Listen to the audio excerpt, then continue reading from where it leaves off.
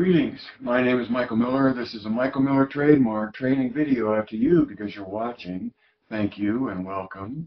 It's meant for Michael Miller Pilates licensed affiliates, the Core New Core, and anyone interested in surviving and thriving as a Pilates instructor.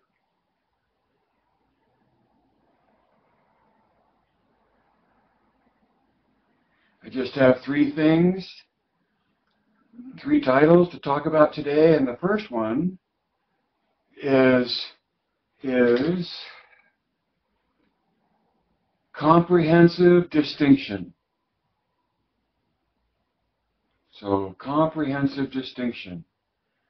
What does the word comprehensive mean? The easier it is to Google, the funner it is to nuance your assumed use of a word.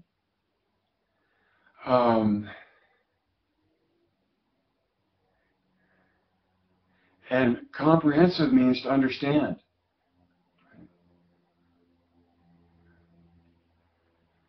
And understanding means that there is something to be understood, I would go to say. And so,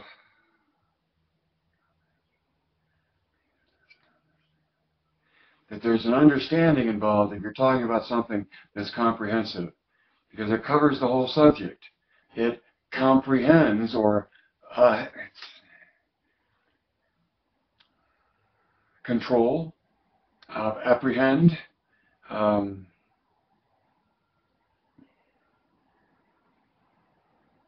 then distinction is a difference between or a variation within a subject. Something that makes a difference, okay? So understanding the difference. Comprehensive to me means all-encompassing, to the point where you have a grasp of it as a subject, as the object of whatever it is you're comprehending.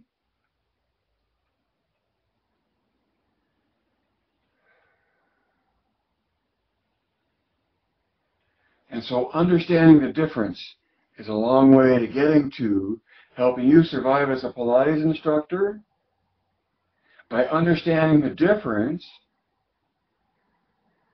of one point of view out of thousands. Or at least understanding a point of view and adding it to whatever else you wish to do,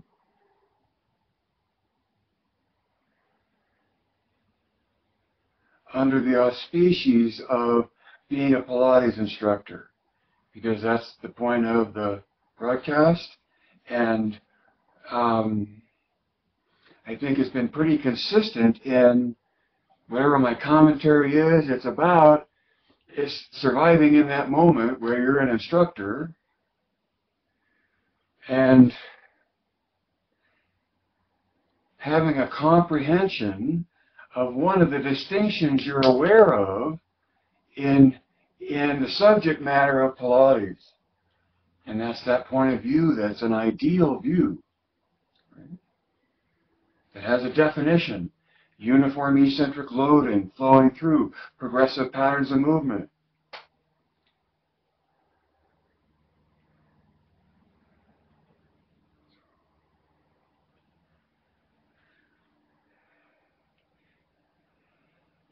I think it's a real turnoff to say, but to understand what it is from an MMP point of view,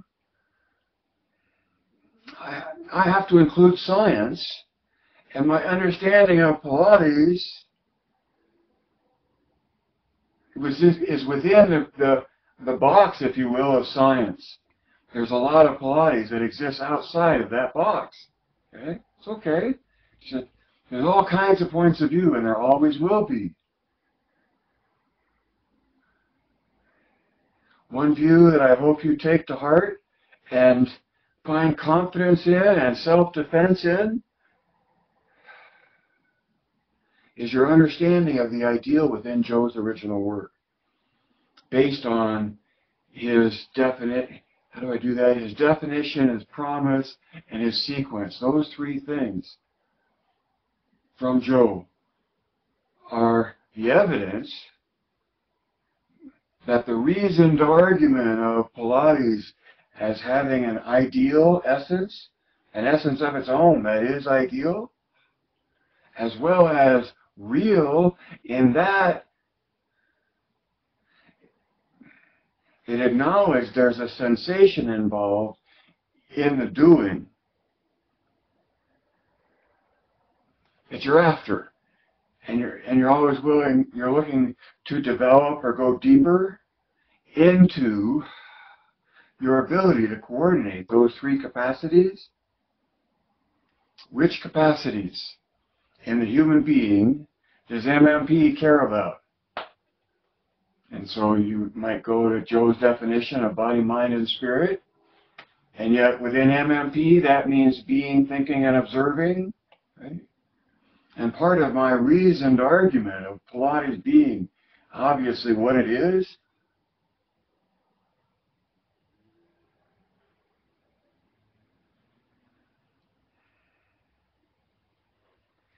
the presence of the capacity of the human being in observing. And at least within the MMP point of view, what makes Pilates Pilates is the complete coordination of your being, thinking, and observing.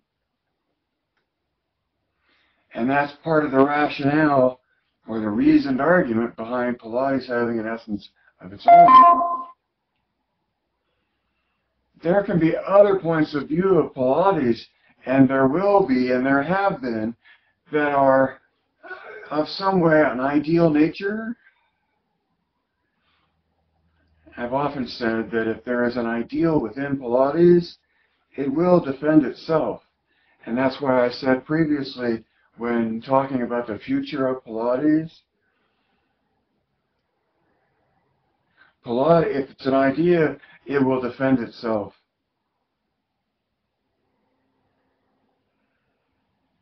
And I'm getting a red light on my frame rate, I think. There, it comes back to green. Is this better? So, the purpose of this broadcast is to help you survive as a Pilates instructor and thrive, of course. And from the MMP point of view, that would be understanding the distinction or comprehending the distinction in the point of view of MMP. That it's an ideal view and that you aim for a sensation while performing the choreography. And to whatever extent the choreography resonates with Joe's original work, you're that much closer to the purity of his expression. So the mat work sequence is a poem. And so many people come in to rewrite it or make it better, especially to add more stuff, which is frivolous and presumptuous, and then to take stuff out, which again embraces the same frivolity and presumptuousness.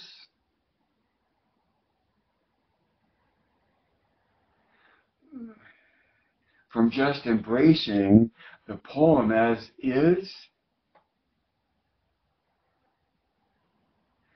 and the belief that the more you embrace what is, the deeper connection you will find to it without needing to add more or take anything away.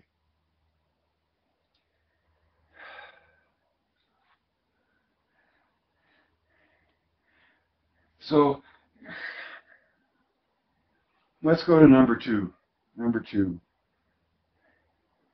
The title is, You Can't Deny a Person. So in Facebook, that's what the title will be above where I'm talking.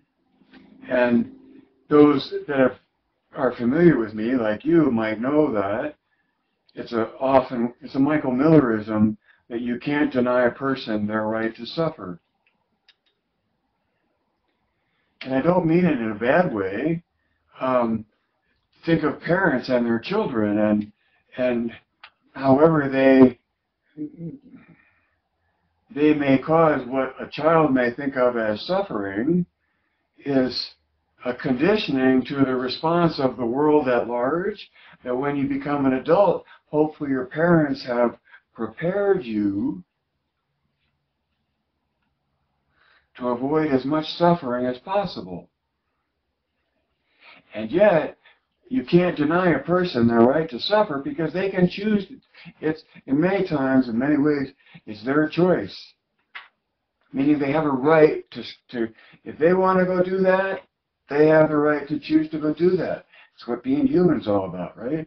And in that regard, and just not maliciously, just philosophically, that a person has the right to go out and experience stuff, and if suffering comes out of that, they have the right to go find that. So, the original title, maybe I ought to make it the title in Facebook, is that all you can give your students is what you have to give. All you can give your students is what you have to give. And whatever you have to give, I think what that's talking towards is it's what you compile into yourself that is what you have to give. And my narrow interest is in preserving a spot in what you have to give, of the point of view that there's an ideal within Pilates that gives you a reasonable explanation for why you choose what you choose as an instructor.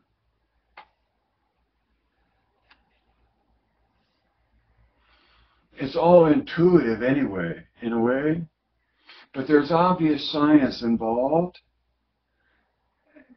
And to me, the more aware you are of the science, the more enhanced your creativity and intuition are in acting as a Pilates instructor.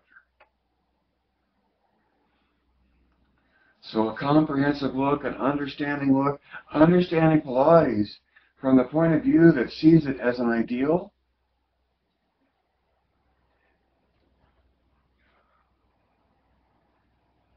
that's a good distinction to be aware of, a difference. And that then plays right into, I say all the time, know what you know, in terms of know what you know about core retention and Michael Miller Pilates, CT and MMP, right? And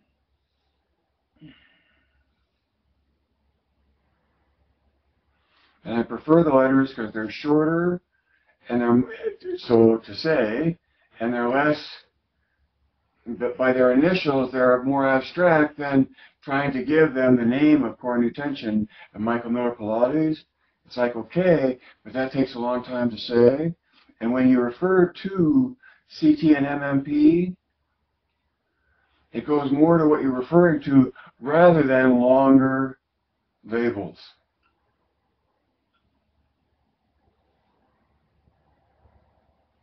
So you can't deny a person their right to suffer, and all you can do is give a student what you have to give, and yet it goes beyond that even though, because a student will only take what they want out of what you have to give.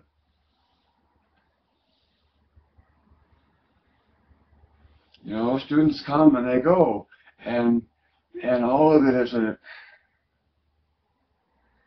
very temporary, fragile existence called life. And the more you play the role of Coco Pelli,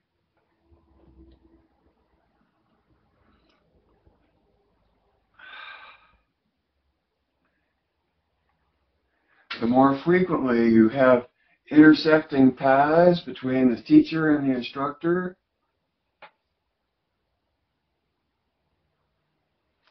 And so I try to have fun, or I won't like what I'm doing. and they won't like it because I'm not having fun, and I try to take my student into the fun that I have, and before you know it, whatever happened is over, but you remember that it was a lot of fun, and probably there was some form of uniform eccentric loading flowing through progressive patterns of movement aimed at the complete coordination as an experience of your being, thinking, and observing. So MMP talks about capacities in the human being. 3 of them, or refers to 3 capacities in the human and matches them to Joe's definition. And all I'm doing, I think, is taking Joe seriously at his word and assuming that that has to happen, or that can happen, it's possible to happen now. Not someday, and not when you're good enough, or experienced enough, or you've learned enough, or you have enough pieces of paper, or you've gotten tired of somebody else's judgment mattering, and you just go off on your own anyway.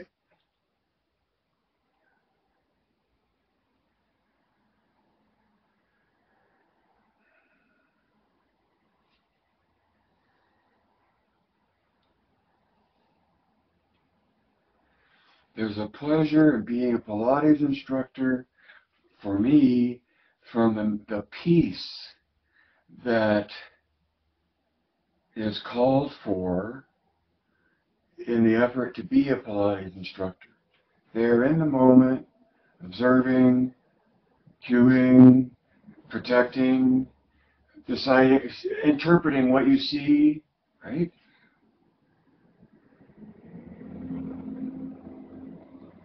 And then focusing in on what you have to maybe say or do, and anticipating the timing of that interaction with the flow that your student is already in, so that it doesn't distract their effort, but only enhances the depth to which they can concentrate before they surface, because you just can't dive really deep in concentration or to your depths of concentration and then carry that along as you go and do that for as long as you wish. If you could, you would have never had to dive into the depths of your concentration. So the effort of focusing, of being fully concentrated on the purpose of the exercise, Joe's words,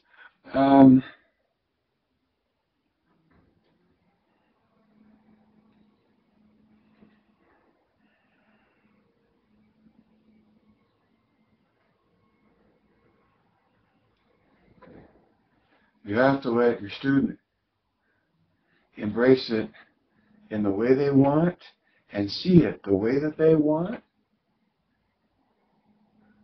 as long as they're safe and you're protecting them.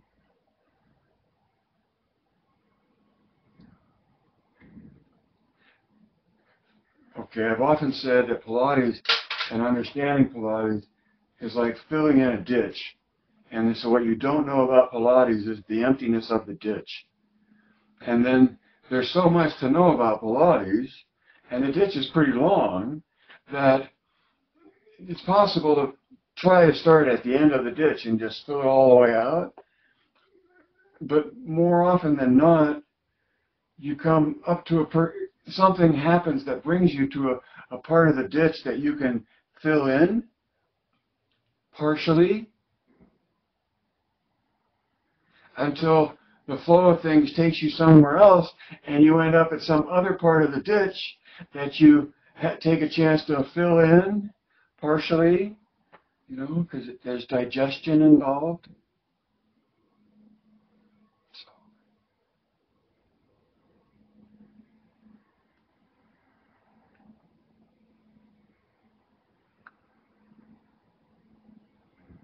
So know what you know, and in knowing what you know who you are,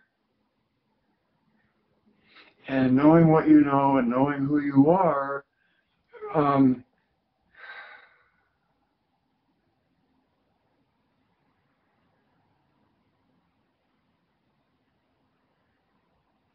want to say, find the peace of being the instructor in the moment without worrying about the moment to come,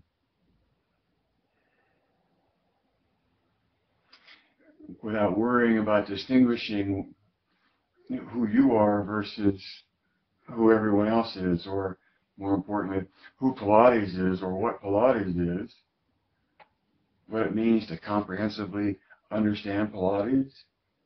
The only way I know about that anymore is the ideal point of view, but that's not everyone's point of view, and that's not what everyone wants as a point of view to be made of. They want a point of view maybe, and it might be ideal, but it has nothing to do with this point of view of MMP. And see, two identifications, that's what I got to remember to say. Two identifications. I would want you to comprehensively understand CT and MMP. And both of those are very easy to have, well, you have to devote some interest, but if it makes any sense to you at all, you'll get to the point where it makes enough sense to you where you will own it for yourself.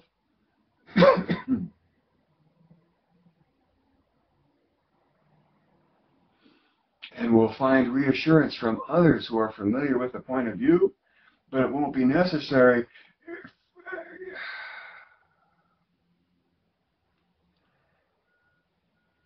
for you to draw confidence from your own comprehension. Right? You get it. Spock saying to McCoy, he understands, Dr. McCoy, he understands. And that was Kirk understanding that the elements were around him to make gunpowder. Just like the elements might be around you to make fire if you had heat and fuel and oxygen. The three things you got to have for fire. Well, in Pilates, the MMP point of view is that you have to have these three capacities of body, mind, and spirit, meaning being, thinking, and observing. And with those three capacities, you do get this unique thing that comes out of it, just like fire, just like gunpowder. Gunpowder is what? Salt, pepper, charcoal, and something.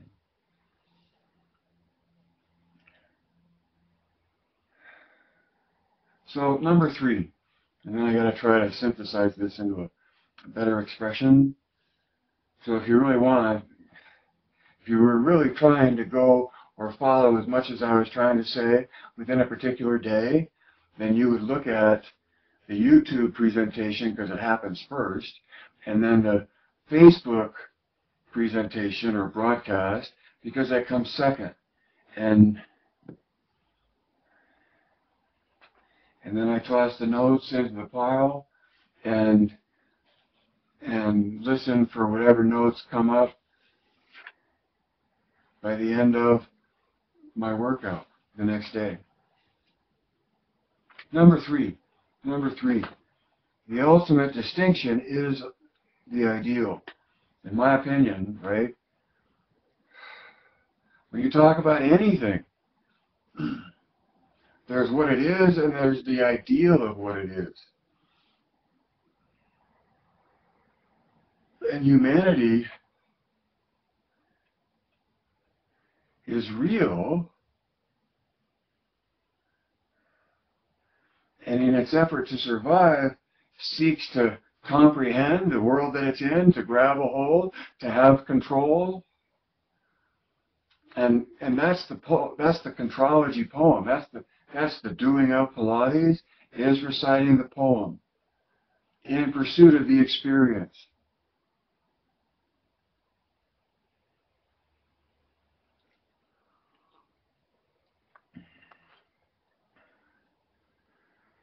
It's only one point of view, but it is based on reality, and it does take into consideration the physics that the human being responds to, externally as well as internally, or how it responds internally to the physics of the world it finds itself in. See, and when there are people in today's world worried about making distinction between what's comprehensive Pilates and what is everything else, and from my point of view, it helps if you have a comprehensive view and that you understand it and that it's applicable. And it's, for me, I would want it to be sensational, because within MMP, you're after an experience, and that's a distinction of MMP.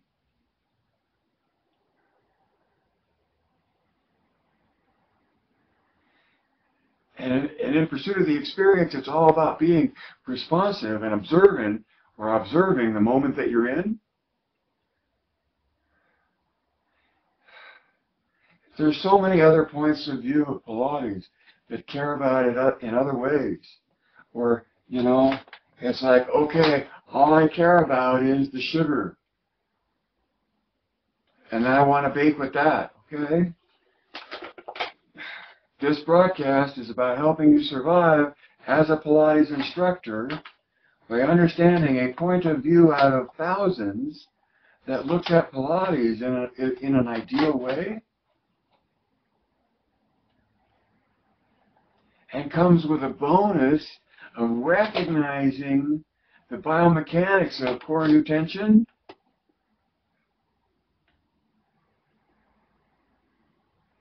as a means to the end of uniform development. All right, so there was a lot in that one. Life can't live forever. I hope that was a good shot at the best I got. Read between the lines. See behind the curtain. It's like if you, what's the point to saying any of that? What are they similar in saying? Add 2 and 2. What are those things about, right? Who's going to do that? And as much as, and however much others do that for you, as a human being,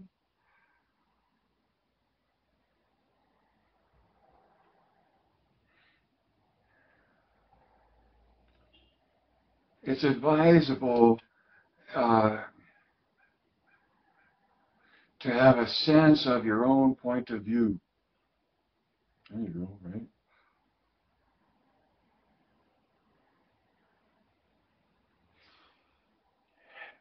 Be the decider in chief of your own point of view.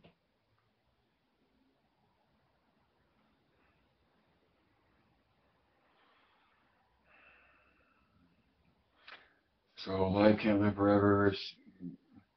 See behind the curtain. No, read between the lines comes next.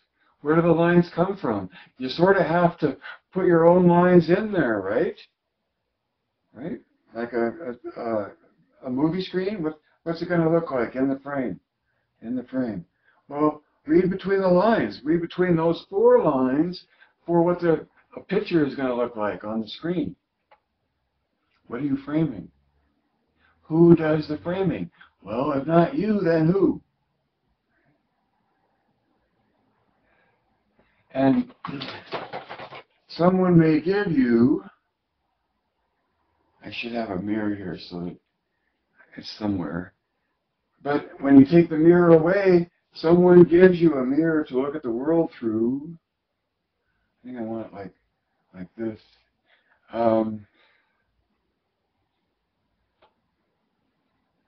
And as a human being, you construct your own mirror that you look through.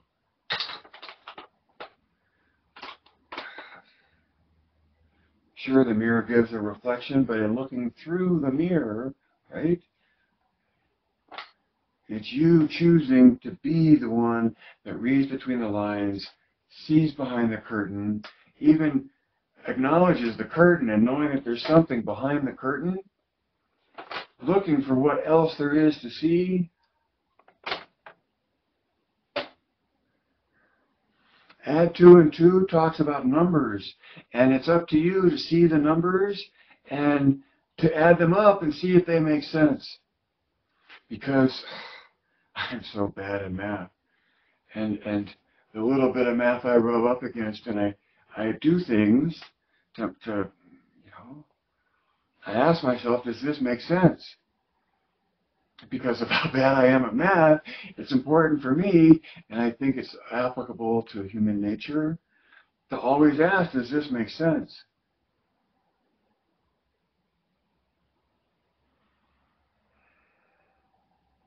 Direct your thinking. If you don't, someone else is.